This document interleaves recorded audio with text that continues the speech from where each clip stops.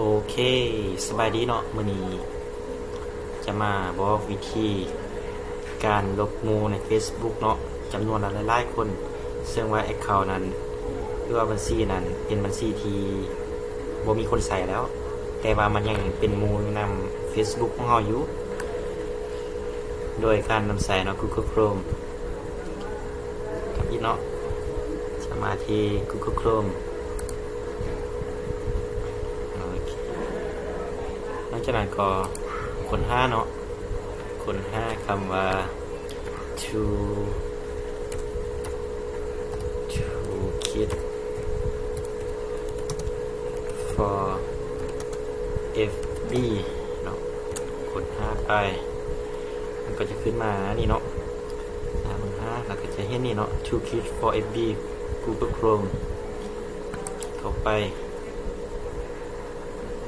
แล้วก็มันจะเด้งเข้ามานะ Chrome Store เนาะ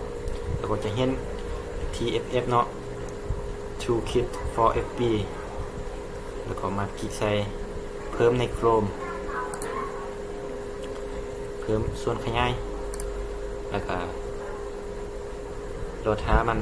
ติดตั้งใน Chrome ของเขาเนาะโหลดหาแป๊บนึงเราท้าให้มันติดตั้งนี่เนาะเครื่องมือตัวนี้ใน Google Chrome ของเรา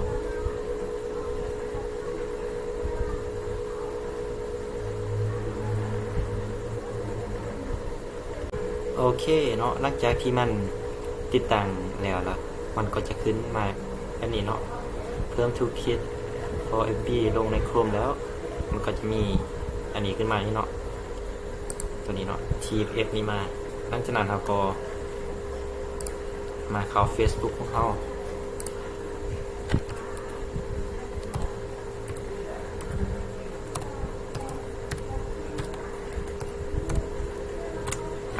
เข้า Facebook ของเขา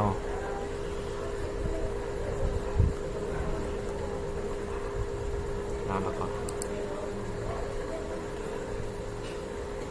มาเบิ่งเนาะหมู่ว่าหมู่ของเขานี่มีกี่คน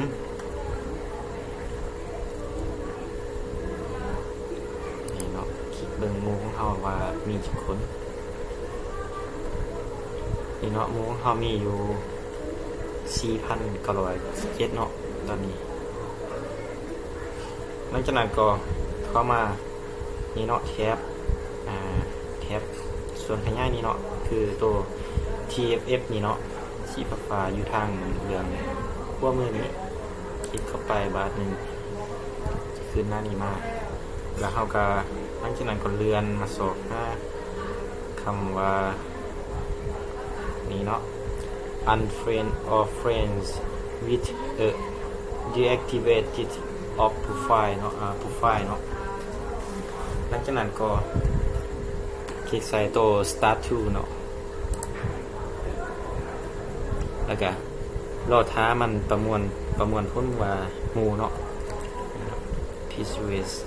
generating list of deactivated profiles of friends เนาะรอท้ามันสร้างลิสต์หมู่ที่บ่ได้ใช้งาน account หมู่ที่บ่ได้ใช้งานใน Facebook ของเฮาเนาะซึ่งว่าเวลาตัวนี้นี่เนาะมัน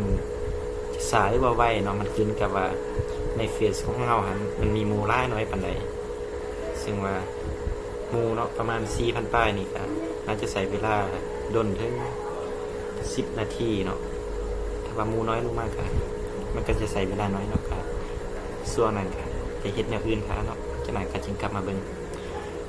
เอาแต่ว่าในนี้เนาะจะตัดไปตอนที่มันแต่ว่าในนี้เนาะจะตัดไปขั้นตอนที่มันสร้างลิสต์รายชื่อผู้ที่บัญชีที่บ่มีคนใช้งานเนาะแล้วละ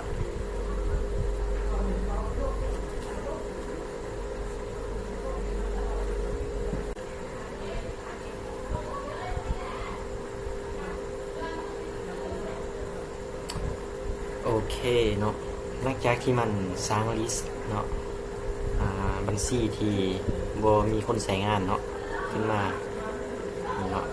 ซึ่งอยู่ในนี้มีจำนวนคนที่บ่ได้ใช้งานคือคนเนาะ 45คนเนาะหลังจากนั้นก็ select all เนาะตัวสีเนาะสีเขียวๆนี้ก็ไม่ถึงเหลือเอาทั้งหมดนี้เนาะเหลือเอาทั้งหมด45เนาะ45รายการนี้43รายการนี้แล้วก็อันนี้เนาะ submit คลิก submit แล้วก็หลังจากนั้นมันก็จะเริ่มค่อยๆลบเทื่อละคนไปเนาะจนหมดทุกคน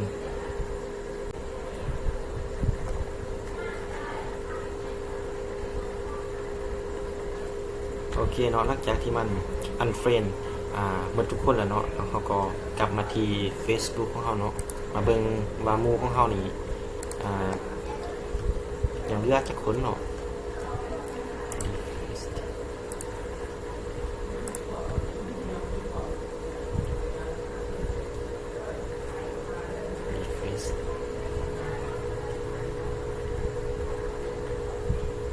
มันลบออกไป45เขาเนาะแล้วหมู่เขาจะเหลือจักคนเนาะนี่เนาะเชื่อว่ามันลบไป45เขาเนาะตอนนี้มันจะเหลือหมู่อยู่ที่4,952 คนเนาะคือการเนาะถ้าสมมติว่าเราอยากลบหมู่เนาะจำนวนหลายๆบัดเดียวก็สามารถใส่เครื่องมือนี้ได้เนาะ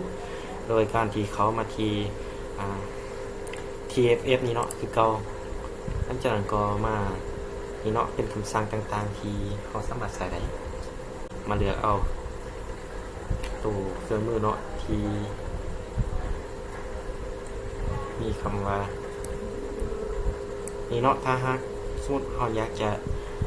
ลบหมู่เนาะจำนวนเทื่อละหลายๆบัดเดียวเนาะมาเลือกเอานี้เนาะเครื่องมือที่มีคำว่าเนาะ unfriend or friends เนาะกด start to นี่ฉะนั้นมันก็จะสร้างลิสต์รายชื่อของเพื่อนทั้งหมดของเราที่มีอยู่ใน Facebook นั้นมาทุกคนเนาะ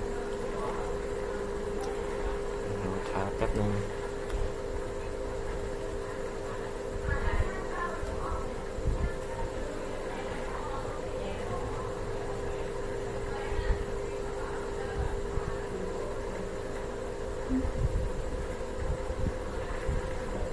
โอเคเนาะหลังจากที่เฮาสร้างขึ้นมาเนาะถ้าเฮาอยากจะลบหมู่จากคนเฮาก็มาเลือกเนาะเลือกอยู่นี้ว่าเฮาจะเลือกลบได้แน่ถ้าสมมติว่าเฮาจะลบนี้เนาะมาติ๊กใส่เนาะเราจะเลือกลบ